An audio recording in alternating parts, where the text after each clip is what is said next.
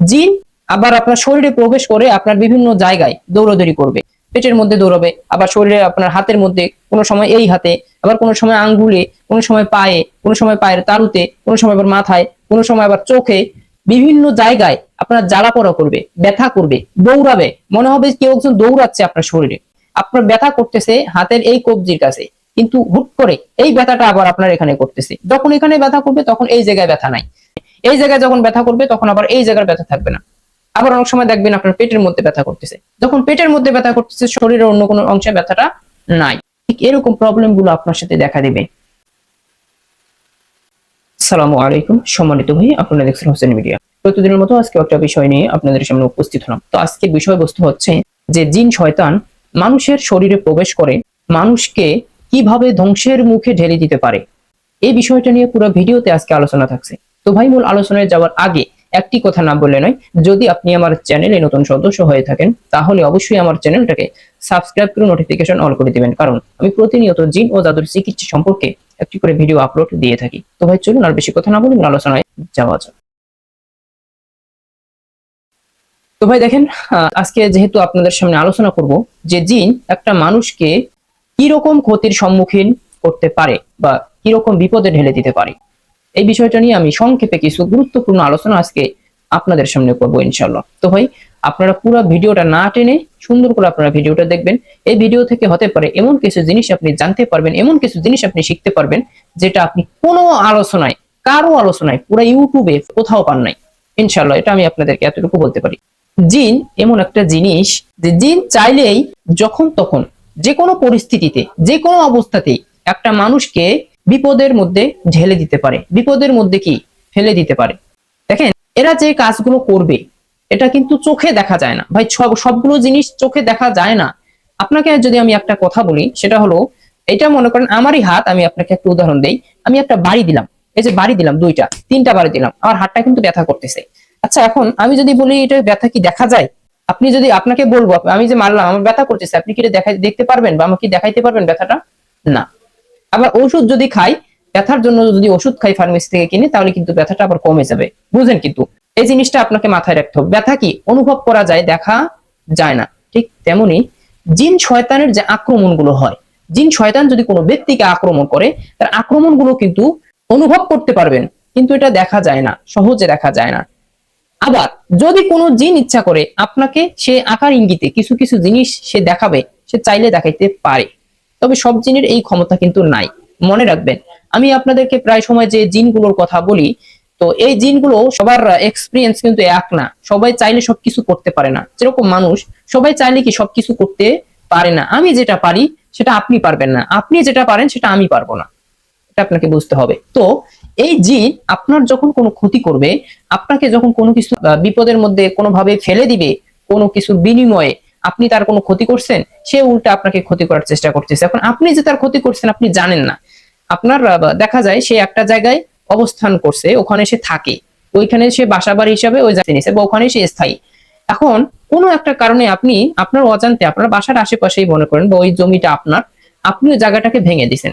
তার কি হয়েছে, কষ্ট হয়েছে, বা সে ওখানে থাকতে পারতেছে না, তার জায়গাটা ছেড়ে যেতে কষ্ট হচ্ছে, যেহেতু ওই জায়গার একটা মায়া এসে পড়ে গেছে, ওইটা তার বাসা, ওই জায়গা আপনি ভেঙে দিছেন।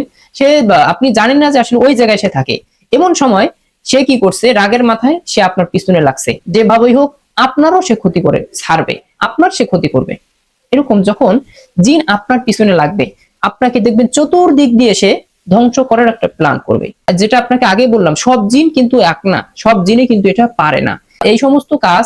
যে সমস্ত জিন অনেক পাওয়ারফুল বা তাদের এক্সপিরিয়েন্স, তাদের মেধা অনেক বেশি, তাদের জ্ঞানটা অনেক বেশি, তারা কিন্তু এগুলো বিষয়ে এক্সপার্ট। সব জিনেই কিন্তু মানুষকে আক্রমণ করতে আসে না। সবার ব্রেন ভ্যালু, সব জিনের ব্রেন ভ্যালু কিন্তু এক না। আপনাকে আমি একটা ছোট্ট করে একটা জিনিস বোঝাই। আমরা মানুষ, একসাথে যদি 10টা মানুষ একটা জায়গায় এক মজলিসে থাকে, ওই 10টা মানুষের ব্রেন সার্কুলার এক না। ওখানে কিছু কিছু মানুষ আছে নরম, কিছু কিছু মানুষ আছে জ্ঞানী, কিছু কিছু মানুষ আছে শক্তিমান। সবার ইয়া কিন্তু এক না। অনেক মানুষ আছে স্বাস্থ্যই মোটা, আর একজন মানুষ আছে সে চিকন। যে ব্যক্তিটা চিকন, ওর মাথাটা ফ্রেশ, ওর ব্রেনটা কি ক্লিন, মানে ও চাইলে যে কোনো জিনিস হুট করে সে করতে পারে, ওরকম মেধা, তার এক্সপিরিয়েন্স, অভিজ্ঞতা আছে। যে ব্যক্তি চিকন, যে ব্যক্তিটা, ও যেটা করতে পারবে, মোটা যে ব্যক্তি হোক সেটা কি করতে পারবে না। এটা আমি উদাহরণ সাপেক্ষে বললাম ভাই। মানুষ সবাই এক একজনের মেধা এক একজনের ইয়া হলো এক এক রকম। তো সেক্ষেত্রে একটা জিনিস বুঝতে হবে, এরকম কি জিনদের ভিতরেও আছে, সব ক্যাটাগরির জিন কিন্তু আছে। জিনদের ভিতরে নেতা আছে, জিনদের ভিতরে কি ওদের ভিতরে একটা দল আছে, তারা একটা দলকে চালায়, এরকম লিডার হিসেবে একটা জিনকে মানে, এই জিনটার নাম হচ্ছে ইফরিত নামক জিন। ভাই তাদের ভিতরে কি সব আছে। তো এখানে একটা জিনিস কি, যে সমস্ত জিন কোনো ব্যক্তির ক্ষতি করার জন্য উঠে পড়ে লেগে যাবে, তাদেরকেও কিন্তু আরো অন্যান্য জিনেরও পরামর্শ দিয়ে থাকে। জিনদের ভিতরে কিন্তু একটা সময় আছে, এই সময়টা তারা গোল মিটিং করে। এই সময়টার কোন সময়টা, এটা কি কেউ বলতে পারবেন? আমি আপনাদেরকে বলি, হয়তো অনেকে জানবেন না। জিনেরা যে সময়টা মিটিং করে এটা হলো আসরের পর থেকে মাগরিব পর্যন্ত। এই সময়টা কিন্তু জিনেরা মিটিং করে, এই সময়টা তারা গোল মিটিং করে। তারা কি করবে, তারা কিভাবে বা আপনার আহার করবে, কিভাবে তারা বা মানুষের ক্ষতি করতে যাবে, যত রকমের শয়তানি কুবুদ্ধি, তারপরে ভালো বুদ্ধি ওই সময়টাতে তারা করে নাই। বুঝেন? মানে ওই সময়টা তারা একত্রিত হয়ে তারা একটা কি করে, তারা পরামর্শ করে।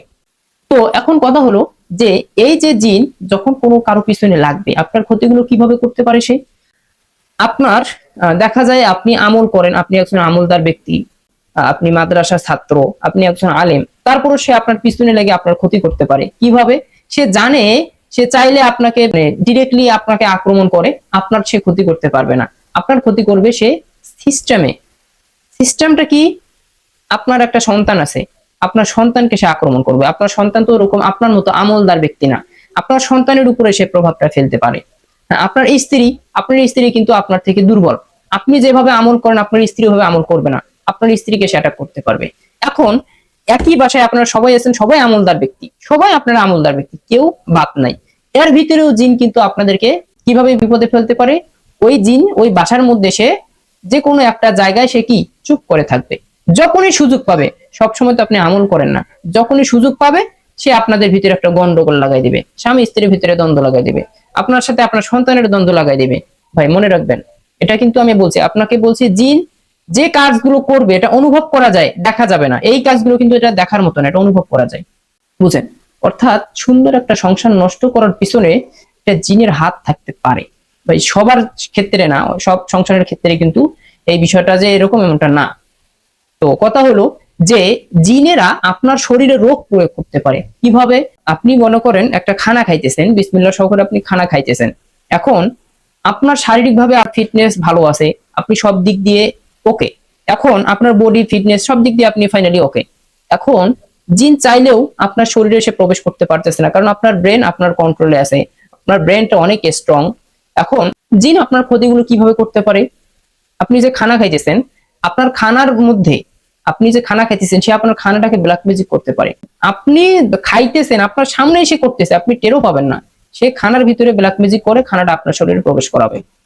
আপনি খানাটা খাইতে পারবেন না। খানা যখনই আপনি খাইতে পারবেন না, আপনার মনে হবে আপনার নার শুকিয়ে যাচ্ছে, ডাক্তারের কাছে যাবেন, রিপোর্টে কোনো কিছু ধরা পড়বে না, রিপোর্ট বলবে নরমাল। বুঝেন? কিন্তু মারাত্মক একটা বিষয়। আমার গত পরশুদিন আমার কাছে একটা পেশেন্ট আছে, তাদের বাসা হলো কারওয়ান বাজার, ঢাকা কারওয়ান বাজার থেকে। সমস্যা তো ভাই ওনার কাছ থেকে যখন আপনি শুনবেন আপনি অবাক হয়ে যাবেন। এরকম অনেক রুগী পাইছি ভাই, সিলেটের রুগী পাইছি, এরকম অনেক জায়গাতে অনেক রুগী আসে। আমি যদি এক্সাম্পল দিতে যাই অনেক মানুষের এই নাম আসবে, তো সেক্ষেত্রে এগুলো পাবলিশ করতে নাই, যেহেতু প্রত্যেকটা ব্যক্তির প্রাইভেসি মেনটেন করতে হয়। এখন কথা হলো যে এই খাদ্য নালীটাতে তারা ব্ল্যাক ম্যাজিক করতে পারে। আপনার যখনই শরীরটা দুর্বল হবে, কোনো কাজ আপনার ভালো লাগবে না, আপনি বাড়ির মেইন, বাসার সবার গার্জিয়ান, আপনি আপনি ইনকাম করেন, আপনার ইনকামে আপনার পরিবার চলে, সে আপনাকে এমন ভাবে আপনাকে দুর্বল করবে, আপনি সেটা বুঝেই উঠতে পারবেন না। শারীরিকভাবে আপনাকে হঠাৎ করে দুর্বল করে ফেলবে, আপনি বিছানা থেকে উঠতে পারবেন না, আপনার কাছে খারাপ লাগবে, কেমন জানি আপনাকে একটা লাগবে।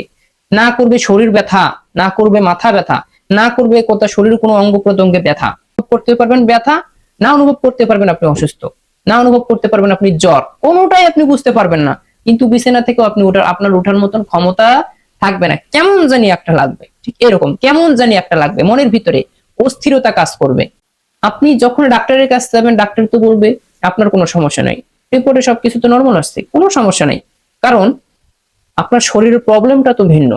এখানে তো ডাক্তারের কাছে গিয়ে এখানে সমাধান পাবেন না। আপনার যদি কোনো শরীরে যদি কোনো রোগ না থাকে, ডাক্তার ট্রিটমেন্ট দিবে কি? ডাক্তার তো রিপোর্টের উপরে আপনার ট্রিটমেন্টটা দেয়, তাই না? আপনার ডাক্তারের কাছে যাবেন, সে আপনার কাছ থেকে শুনবে, এরপর আপনাকে সে পরীক্ষা নিরীক্ষা দিবে, পরীক্ষার পরে আবার ওই রিপোর্টটা তার কাছে নিয়ে আসবেন, সে তারপরে রিপোর্ট দেখে আপনাকে একটা প্রেসক্রিপশন দিবে, এরপর আপনি ওষুধ নিয়ে খাবেন। বুঝেন? কিন্তু প্রথম অবস্থায় কিন্তু আপনাকে হুটহাট করে যদি আপনার গুরুতর সমস্যা হয় আপনাকে ওষুধ দিবে না। নরমালি কোনো সমস্যা হলে আপনাকে প্রেসক্রিপশনে ওষুধ দিয়ে দিবে, কারণ ওনার এক্সপিরিয়েন্স, ওনার অভিজ্ঞতা অনুযায়ী, এটা হলো তাদের সাবজেক্ট ভিন্ন। তো এই সমস্যা থাকলে রোগগুলো কি আপনার শরীরে ধরা পড়বে না। এমনকি আপনি যে ওষুধগুলো খাবেন, ওষুধগুলো কোনো কার্যকর হবে না। এরকম অনেক পেশেন্ট আছে ভাই, বছরের পর বছর, বছরের পর বছর তারা এই সমস্যায় ভুগতেছে, কিন্তু তার সমস্যার সমাধান হচ্ছে না।